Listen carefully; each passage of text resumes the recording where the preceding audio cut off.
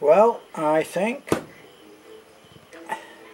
it's safe to say that our neurologist, our favourite neurologist, and fortunately our favourite because she's the only one.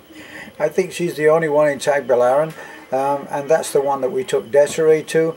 Well, we were hoping to take our friend Brian and Marisol there tomorrow, and unfortunately when we called to find out if we'd be able, well, if she was in surgery tomorrow, we found out that actually she's away in Manila.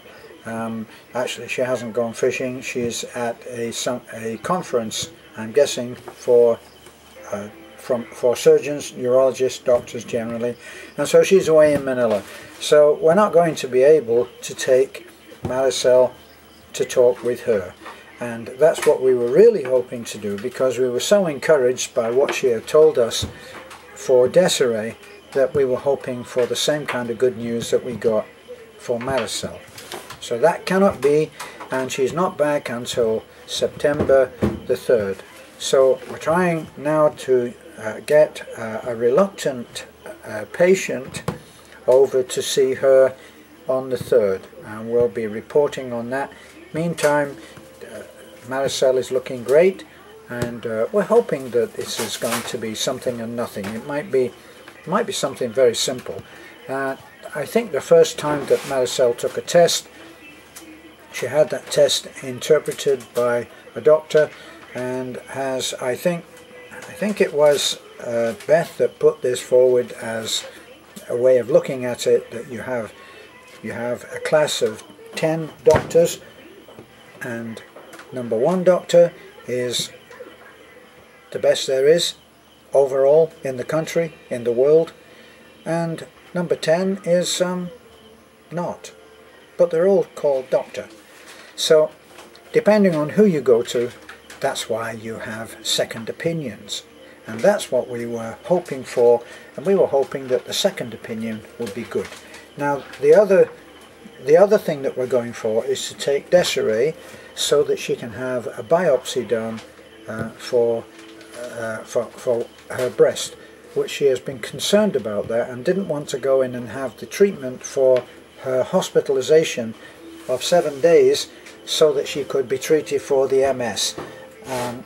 So that's been put on hold until we can get the results of the biopsy, because we put her in touch with a mission that will help and will do free surgery. So the option there of having free surgery on her breast if necessary, if the cyst is deemed, if it is a cyst and it's deemed that it's necessary for it to come out, then she will be able, when she presents the biopsy, the test results from the biopsy, and they'll be able to make a judgment on whether it has to come out, or whether in fact it's like lovely May, who had the same problem.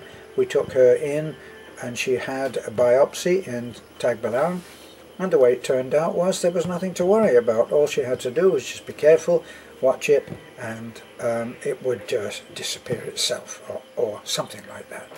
Alright, so this was a little update, a quickie if you like, although is there any such thing.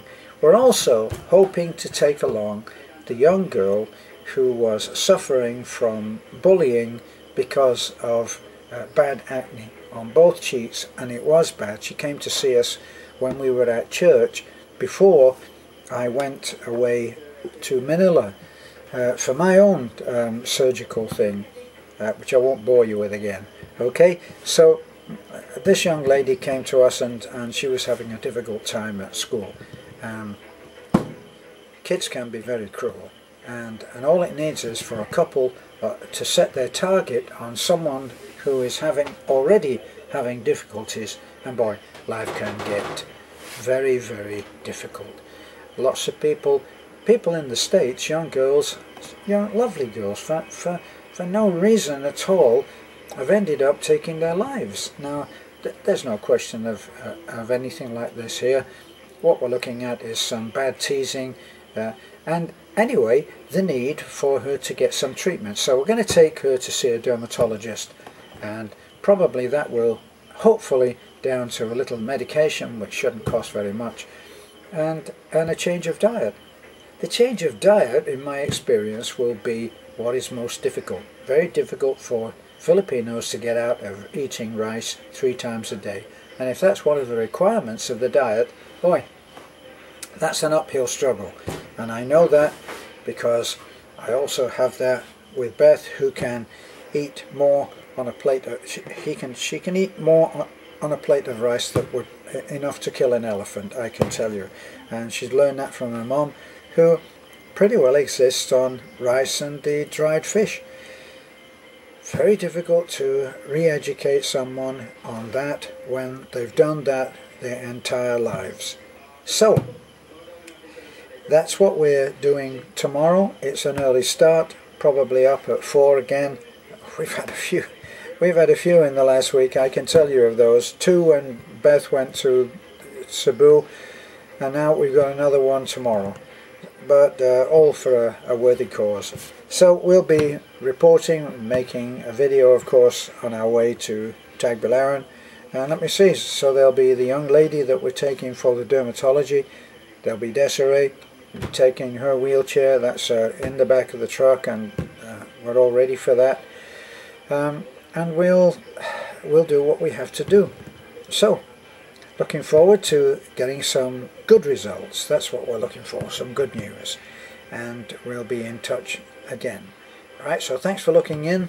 This was a quick update on what's happening tomorrow and what's happening with Desiree and our neurologist doctor, who is something of a hero for us, because she's the one that said when Desiree got there, and Desiree's filled with despair in a lot of ways about is she ever going to walk again, and this doctor said yes, why not?